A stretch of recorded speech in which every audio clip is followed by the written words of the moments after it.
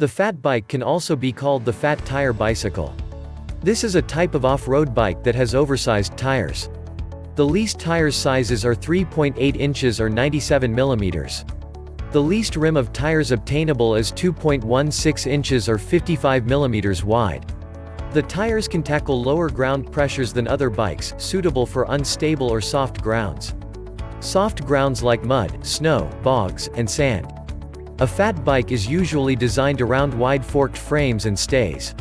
The reason why the forks are wide is to make allowance for the rims that are meant for the tires. The tires can function with low pressure. The pressure of the inflation can be lower than 330 hectopascals. This makes it possible for the tires to go smoothly over the roughest of obstacles. Why is it called a fat bike? Fat bikes or fat tires were invented to ply every terrain known to man without issues.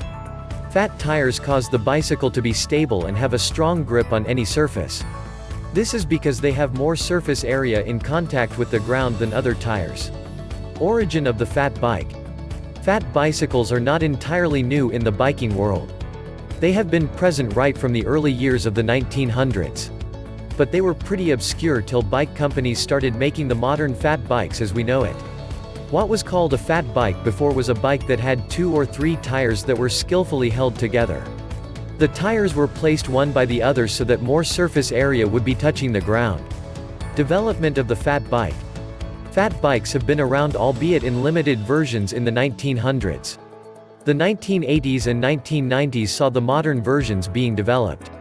In 1980, a French rider named Jean Nau produced a custom bike with 3 wheels. The bike had a long tail and fat tires. He made the bicycle for desert travel. Nau rode the bike to Tamanrasset, Algeria from Zinder, Niger. 6 years later, in 1986, he rode through the Sahara Desert. For this ride he used fat tire designs that were still on a test by the giant tire producers, Michelin. In the 1980s, frame builders in Alaska started designing tires that could effectively ride on snow.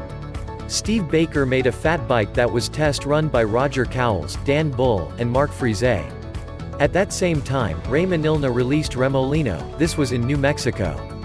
In 1999, John Evington and Mark Gronwald came together to make bikes. Their bikes had and used the tires and rims from Molina. In 2000, Evington and Gronwald started making their own brands of fat bikes independently. They both still used the tires and rims from Molina. Gronwald was making fat bikes until 2011. Then in 2005, Surly Bikes made the Pugsley, which went all over the world. Expeditions using the fat bike. Some bike competitions like the UK Fat Bike Championship, annual Global Fat Bike Summit, the Snow Bike Festival, the Fat Bike Birkie Racing all use fat bikes. Iditarod Racing also makes use of fat bikes. In 2012, Larson Eric tired going to the South Pole. But he only completed 25% of the journey. Maria Leierstam finally did it, made it to the South Pole, on a fat bike. Daniel Burton went to the South Pole across Antarctica. If you've enjoyed this video, click the subscribe button below and hit the notification bell so you'll know once we post a new video. Also, drop a comment below so we can know your thoughts.